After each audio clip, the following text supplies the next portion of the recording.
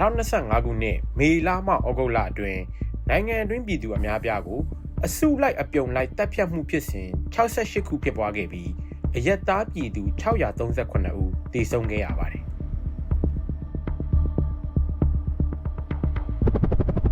အစုလိုက်အပြုံလိုက်သေဆုံးမှုများတွင်လေကြောင်းတိုက်ခိုက်မှုများကြောင့်သေဆုံးမှုအများဆုံးဖြစ်ခဲ့ရပါတယ်စုစုပေါင်းဖြစ်စဉ်39ခုရှိခဲ့ပြီးအရက်သားပြည်သူ384ဦးသေဆုံးခဲ့ရပါတယ်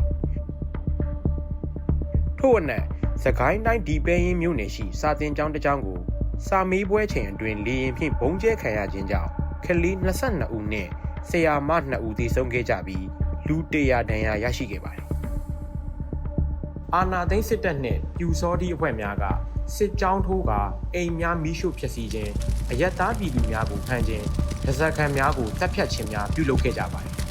ထိုစစ်ကြောင်းထိုးတိုက်ခိုက်မှုများအတွင်းအစုလိုက်အပြုံလိုက်တပ်ဖြတ်မှုဖြစ်စဉ်73ခုရှိခဲ့ပြီးအနည်းဆုံး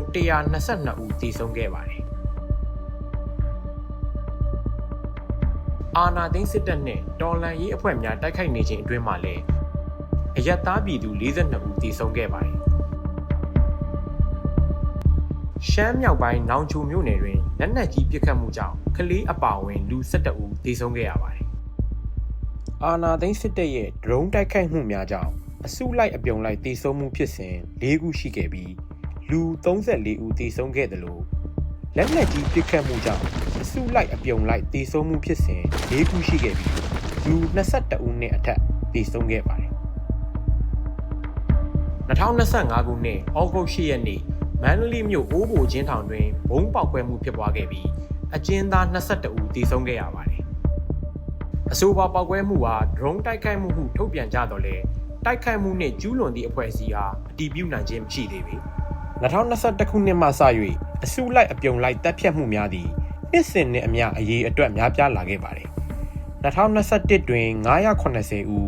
2024တွင်1484ဦးနဲ့2025ခုနှစ်8လအတွင်း1100ကျော်ထိသေဆုံးသူအရေအတွက်တိုးလာခဲ့ပါတယ်အစုလိုက်အပြုံလိုက်တပ်ဖြတ်မှုဆိုသည်မှာခုခံမှုမရှိနိုင်တဲ့ပြည်သူတွေကိုကြမ်းတမ်းစွာတပ်ဖြတ်ခြင်းဖြစ်ပြီးလူအဖွဲ့အစည်းတစ်ခုလုံးကိုပျက်စီးစေပါတယ်။သတင်းအချက်အလက်များကိုမီဒီယာအဖွဲ့အစည်း39ခုနဲ့တော်လှန်ရေးအဖွဲ့အစည်းများထံမှစုဆောင်းရရှိမှတ်တမ်းတင်ခဲ့ခြင်းဖြစ်ပါတယ်